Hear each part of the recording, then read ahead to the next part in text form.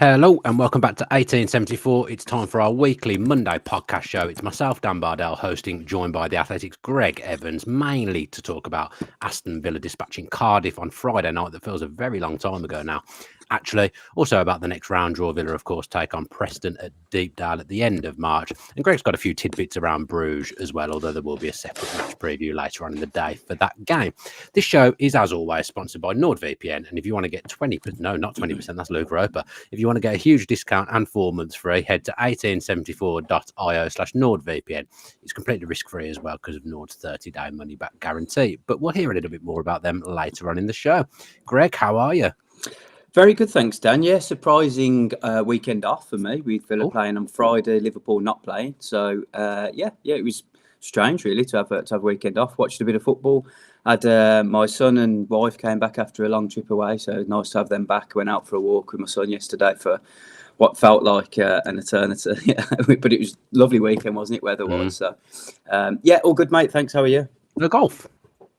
No, I'm having a little bit of time. I tell a lie. I played 9 holes on Friday night, but couldn't escape that, could we? But no, I've got a lot on work-wise and stuff with the book coming out as well, so I'll take a back step with golf at the moment. I'd like you to get closer to your mic, if you can, please, Greg. That would be okay. Be great. If you're not setting yourself up with your book today, I am. I've got Shay Given underneath me, and it's actually very apt today because Shay Given talks about the FA Cup in this book that is propping up my microphone. And it was, of course, the last time that Villa got to the FA Cup final. 2015, 16? There's a pattern emerging, isn't there? 10 years ago. Wow. 2015. I mean, that really has gone quick. And look, Shay Given in this book talks about how disappointed he was with the final because Villa just didn't turn up. He said that he felt some of the players were already on the bus at 1-0 or 2-0 down. And then things got worse from there. So Villa have got a great opportunity to maybe make amends for that final. I think now it feels like the stars are starting to align because of the nice draws that Villa are getting. And, great opportunity to get to Wembley for the semi-final, at least, if they can beat Preston. And then perhaps the final. It feels like this could really be Villa's year. Yeah, I mean, there's that pattern emerging. I don't know whether you've seen it online, that Villa got to Wembley in 2000, 2010, 2015, 2020. Wow. So now, could it be 2025, Greg? It's glossed over the fact that we didn't get to Wembley in 2005. That seems to have been lost a little bit in that pattern. But you see the kind of pattern that's emerged there, Greg. Yeah, I mean, I'd like to have an answer as to why that is. Or sometimes these amazing patterns come up in football, don't they? But look, I think Villa will be getting to Wembley regardless. I can't say regardless because anything can happen in a football game, of course. But I mean, watched Liverpool get knocked out by Plymouth, but they didn't play any players, did they? No, true. And Villa are going to play a proper team, and I just don't see them slipping up against Preston. But look, let's not write it off yet because anything can happen. But if you was to say to me, will Villa will be getting to Wembley and will they be continuing that weird trend numerically that you've just mentioned? I'd say yes, they will be. Yeah. At the semi-final. I mean, the Cardiff game, now you can look back at it and they won 2-0 and you can say it was relatively straightforward, but it was 0-0 at half-time. Villa were comfortably the better team, but couldn't put the ball in the back of the net in the first half. Second half, obviously, the ASENSIO Show has won them the game. 2 really smart finishes from him. But they did have a chance, Cardiff, just before. They'd done not much. They defended very, very deep, defended quite well. I thought a lot of blocks. But just before Villa scored, they did have that one chance, that kind of ball in from the right-hand side, and the big striker got on the end of it. And luckily, Martinez positioned himself well and saved it. But that does just show you, that was 0-0 at the time. Villa hadn't scored. They hadn't got the job done up until that point. And that's a goal that they've conceded a few times recently, it feels like. So you do have to be on your guard. And I think the fact that the Preston game's away as well, if you'd been at home, I said to my girlfriend when the draw was being made, I don't mind who we get if we're at home. I don't mind because I fancy us against anyone at home. Even Preston away leaves a little bit in my mind, though, that we aren't brilliant away from home. Obviously, out of everyone we could have got away, it's the best draw. But still, I don't think that'll be easy. Preston aren't going to go down. They're probably not going to get promoted. This is all they've got. That's essentially their cup final at Deepdale, isn't it? A real chance to beat a big team and try and get themselves to Wembley. So I don't think it'll be easy at all I mean, it should be easy though for Should be, Villa. shouldn't it? Yeah, but it won't It be. should be. And I think they might. Look, it's too hard to say because how can you predict a football game? But I think Villa will learn from some of their mistakes against some of the lower ranked teams earlier in this season in the Premier League, and I think they'll approach the game different, and I think they'll get the job done. But there's a fair bit of work to be done elsewhere before then. I think that Villa away from home are a problem this season. I think they've been a problem for a couple of seasons in Europe. Now, the two seasons that they've had in Europe, they've been a problem away from home. So that concerns me a little bit for Villa going to Brugge tomorrow. A lot of supporters are already there, of course, and will be enjoying the pre-match adventure and antics. But yeah, that's going to be a tough game for Villa, and the Preston game will have some difficulties, but I think having a full away end, it's a pretty good away end, isn't it? There you get 5,000 the whole end. Behind the goal, nice chance for an away support to outsing the home support. I feel like that the players will have a real big back in there, and it won't feel so much like an away game because of the extra away following that Villa will get. So I think that will help. And I just think providing that you have a mad run of injuries, that they should get the job done because it's a straightforward game. Preston are just such an average Premier League Championship team. They really are. If Villa don't see that I mean, if I'm maybe exaggerating things a little bit, but to me, if they don't see that through, it will feel as bad as the Bradford doubleheader. God, remember that very, very well going out. So they were League Two, were they, Bradford, when we went out? League Two. That was a real chance of a trophy that year. That was that should have been the year, shouldn't it? That Villa won a trophy, but they couldn't get it over the line. But these Villa team are way better than that Villa team. But that is a reminder. Well, although saying that, it was a strong team. They did have some great players in terms of Ron Vlaar and Benteke. Obviously played in the second leg, didn't he? So I think Delph maybe might have played, but there were some decent players in that team. But this Villa team are much stronger than that Villa team. But it's a reminder that when the stars feel like they're starting to align, let's not get carried away because we've seen it happen previously. Yeah. Did you? What did you make of the game on Friday night, Greg? I summed it up a little bit just before in this segment just before. But how did you think Villa got? It's tricky, isn't it? Those games are always tricky. I think Villa was relatively comfortable in the end. Looking back, went strong as well. Emi Martinez was in goal, which surprised me. Villa went really strong. Treated the game with the maximum amount of respect and got the win. But what did you make of it? I thought it felt like a real typical FA Cup game, Premier League team against a lower league opposition. I've seen a lot of those games this season. Watch Manchester City against Leyton Orient, felt quite similar to that.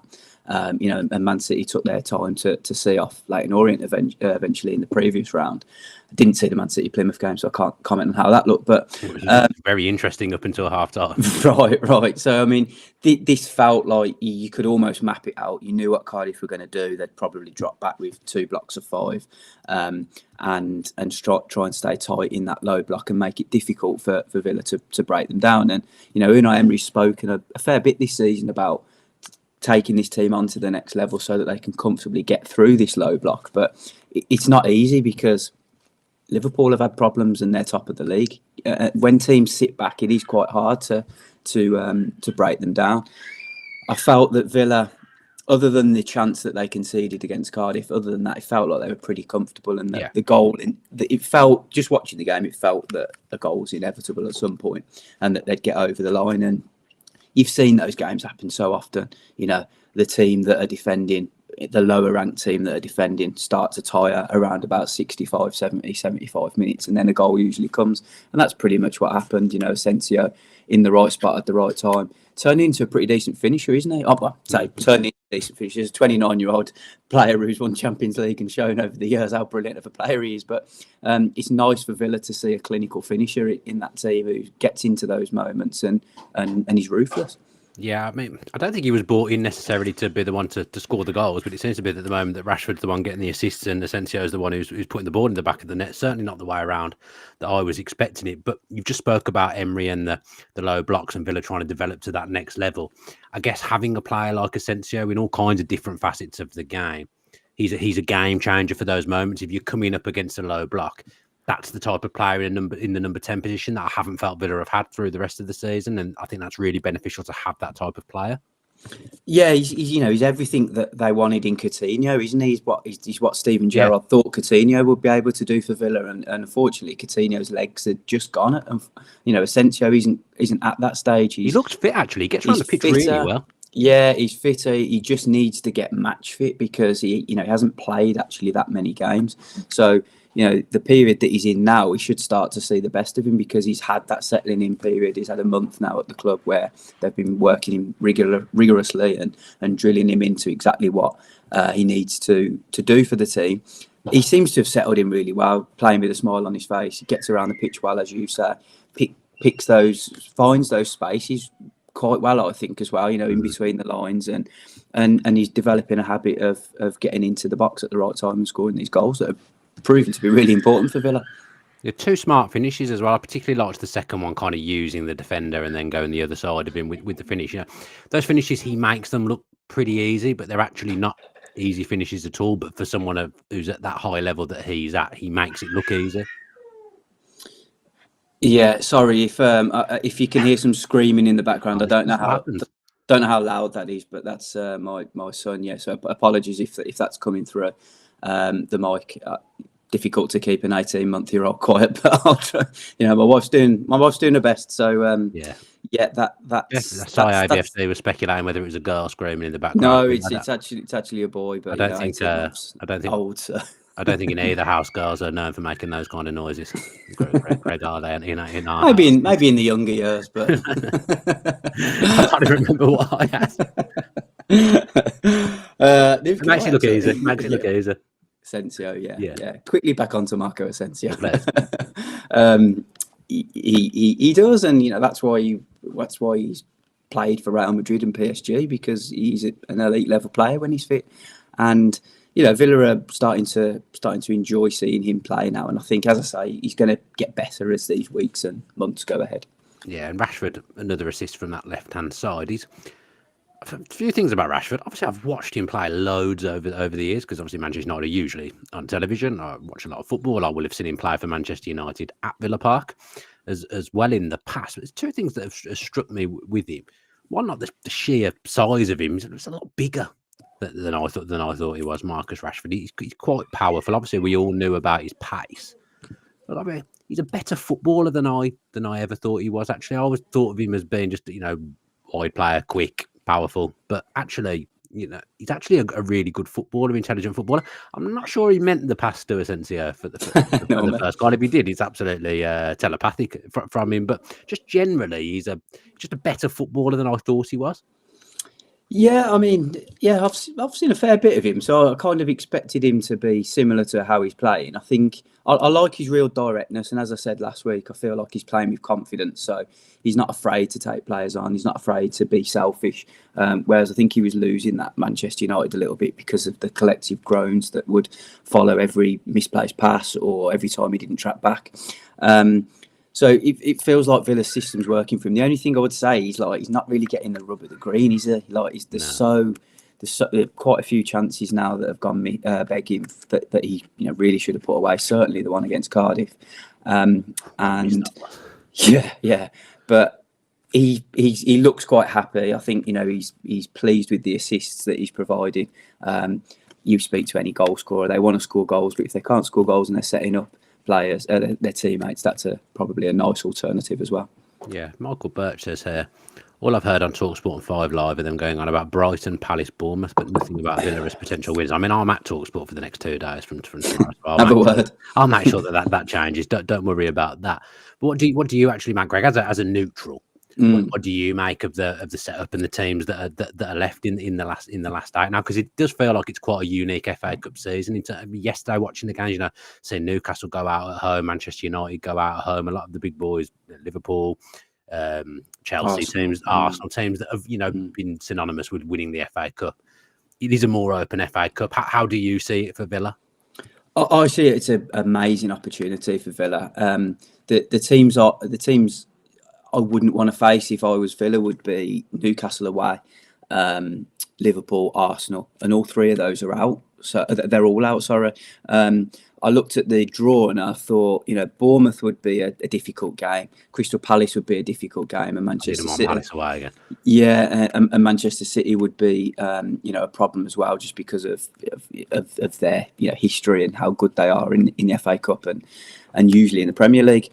The ones that I thought would be good for Villa would be all the others, and Brighton. Villa seem to have a way of beating Brighton, don't they? That doesn't seem to be a problem for them. So we're their bogey team, which we're not. Many bogey team. Yeah. And when Brighton beat Newcastle, it just felt like everything's falling into place here for Villa. So if they got Brighton, I think that would have been a decent quarter-final draw for them as well. The fact that they got Preston, was amazing. So Bournemouth and Man City play each other, so one of those two are going to go out. So you're looking at a semi-final where if you can avoid one of those two, I do think Villa could go on and comfortably beat any of those teams now. So it feels like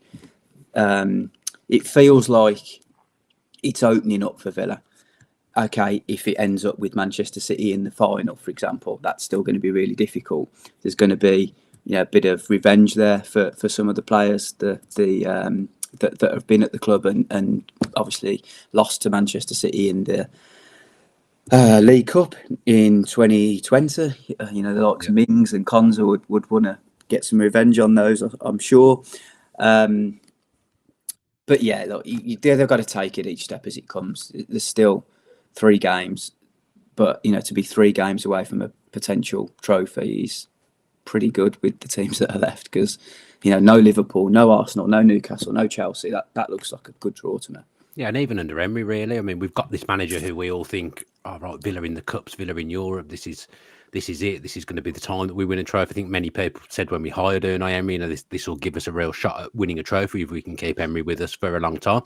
Actually, not really done well in the FA Cup since he's been here. This seems like the first season we took it seriously. Obviously, we got knocked out by Stevenage in his first kind of half a season. I've completely forgotten who knocked us out last season, but we didn't progress very far in the FA Cup last season either, did we? It was Chelsea got us in the replay. It was last season. So it's been a nice little pathway so far, having 3 home games, and now that's led us to the quarterfinal to play Preston. Albeit Villa have had to knock out 2 Premier League teams to get this far as well, who both took it seriously actually and played full strength 11s as well. So it's not been easy for Villa to get to this point, but it's nice to see and refreshing to see that actually we've taken it seriously. And once we've taken it seriously, we're giving ourselves a shot of trying to win something. Yeah, but I mean, the whole take it seriously thing. There was the debate, wasn't there, when Villa lost to Crystal Palace in the League Cup, that they weren't taking that seriously. But it was an annoying night. That was. I was there. I've got to be honest. It wasn't. Yeah, but squads need to be refreshed. And at that point, when Villa were playing Palace, I think the Brugge game was next, was it? The Brugge away, which obviously they lost, and that was the. We didn't win the Premier League game. We didn't win the Premier League. It was Tottenham, wasn't it? I think Tottenham lost 4-1 to Tottenham, and then also lost to Brugge. So that was the peak. That was in the middle of a period that was the worst under Unai Emery. Villa lost 4 games in a row. They've never done that under Emery, I believe, other than at that period. So Villa were in a real sticky moment at that point because they'd started the season really well. But then, inevitably at some point you do have to rest players, but also give the fringe players that are training every single day an opportunity. And some of those were given that against Crystal Palace and they didn't take it. But what's happened now is that Villa's Champions League situation looked a little bit better since the turn of the year when the FA Cup started. So they're able to take it a bit more seriously. Plus the squad feels like it's a lot more stronger now with the new signings of ASENSIO and Rashford. So even when Villa rest players or swap the team around, it still feels very strong because they've got so many players that are at that top level now, which is what Emery wanted at the start of the season. So yeah, I can half understand why the changes were made in the League Cup. I can also say that every manager wants to win every game. Nothing good comes out of losing a game. It's just at some point in such a long season when you've got European football, you do have to swap things around. And the debate continues, doesn't it? Every single time we get to these stages of the cup competitions, what's more important? Do Villa need to win Premier League games or do they need to go and get a cup? And you can speak to 100 people and you get so many different opinions. And then you speak to people within the club, and even people within the club are mixed. Having spoke to loads of current players for the book that I've written, though that so many of those have even said it. What's more important? Do we go as serious as we can in the Premier League, try and get as high up, and then the Champions League, or as players, of course, we want to win trophies, but we also want to be playing in the Champions League as well. So it's a real difficult balance, because for fans, they just want that recognition. And I think that is what the Emery period is missing now, because and to an extent the Nassif Sawiris and Wes Eden's period, because Villa have been on an amazing journey, and they have almost improved every single year, which is what these owners have wanted. And to get a cup win now and some silverware would just top it all off. And they're not too far away. Yeah, I mean, I watched that Newcastle game yesterday, and the anguish on the fans' faces at the end of the game when they got knocked out. And this is a team that's in a cup final and has played Champions League football in the last 12 to 18 months as well. But the faces of the crowd, the players, even Eddie Howe, they wanted to go far in the FA Cup. It's a big thing, and they've got a final coming up. I mean, Anthony Gordon, I've got no idea what's running through his mind now. Misses the final after a complete moment of madness, of crazy scenes from him. But you take my point, Newcastle are in a similar position to Villa, have ticked similar boxes to Villa, but they were devastated as a club to go out yesterday, weren't they? Yeah, because these are big opportunities. Think how good it would have been for Newcastle to get to perhaps 2 finals and qualify for the Champions League. That's what keeps Eddie Howe in a job. And that's what supporters are desperate for, to be competing in those final stages of competitions. Villa the same. Yeah, I mean, you've got to go in the next 5 minutes, so we'll try and finish, because you've got something else to do this afternoon. But I'm going to do a Bruges preview with Dave Reid this afternoon, so watch out for that. But you said to me that you had a few little tidbits on Bruges and how Villa can perhaps improve on what happened last time they went there. Yeah, I think it's a really good opportunity for Villa. Bruges are a club that have never played or never won a knockout Champions League round until beating Atalanta in the playoffs. Hell of a win that was as well. Brilliant win, and the fact that I wanted to talk a little bit about them was because I watched both games and I really enjoyed them. And I thought, I was thinking back to the time. Remember when Villa signed loads of players from Belgium when they promoted? I was thinking, if they had a look at this Club Bruges team now, they might pick up some really good players, because there's Talby, the 19-year-old, who looks like a real talent, very, very, very young, but seems to handle himself so well. Scored 2 of the goals in the away leg at Atalanta. Just looks like a player that's going to kick on and perform really well in the future. The striker impressed me as well. Spanish striker, I can't think of his name. And Arden Jashari, who plays in midfield, a Swiss midfielder who they signed, I think last year. He just looks like a player that would be Premier League ready soon. I think still only 22 years old as well. Just somebody who gets on the ball, dictates the tempo, finds passes into the lines, in between the lines.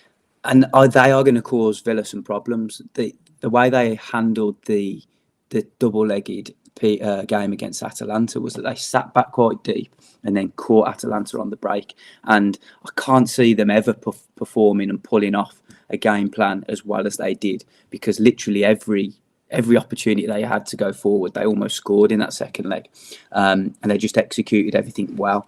So it will be really interesting of how Villa set up, because they've already been to Bruges, they lost, and if you think back to that game, it was an error from Tyrone Mings that effectively cost Villa that game. But Emi Martinez pulled off some decent saves as far as I can remember. We never ever looked like scoring. And there was it didn't look good. Another example of how Villa struggle away from home. So we know that Emery looks, really into detail about opponents during meetings and video analysis. So he's got the perfect case study of what went wrong previously. And if those players can't make up for it, then, there is literally nothing more they can do, because all the preparation that would have gone into it would have been meticulous. But it would just be really interesting to see how Villa get through this game, because Bruges will be coming into it on the back of a really disappointing weekend.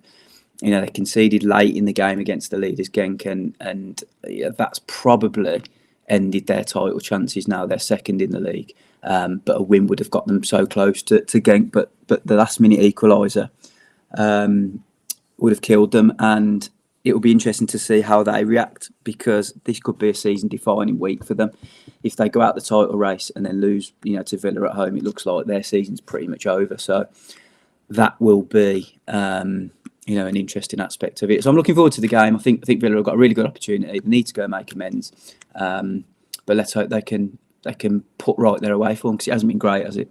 No, look, away has been a massive problem. I think they won 2 away games in the Premier League in August, and then they've won 3 away games in all competitions since then. Which, bearing in mind, we're now March. It's not great. I think they beat Fulham, Everton, and Leipzig. They're the 3 games that Villa have won since August away from home. So it's been a problem. You can't dress it up as anything else other than a problem. I think if Villa can keep it relatively tight in the first leg, draw or narrow goal defeat or whatever, I would fancy us to go to Villa Park and get the job done. But after seeing Brugge against Atalanta like you, if Villa let that game go awry, and believe me, I think it can go awry if Villa don't handle this correctly, then you're in trouble in the second leg, because I think they've shown 2 decent sides of their game, Brugge, in the Champions League. And I work with a few people who are European football experts, and they rave about Brugge, and the fact that Atalanta are no mugs in Europe, and Brugge good side shreds in the end. So Villa have got to be really, really wary.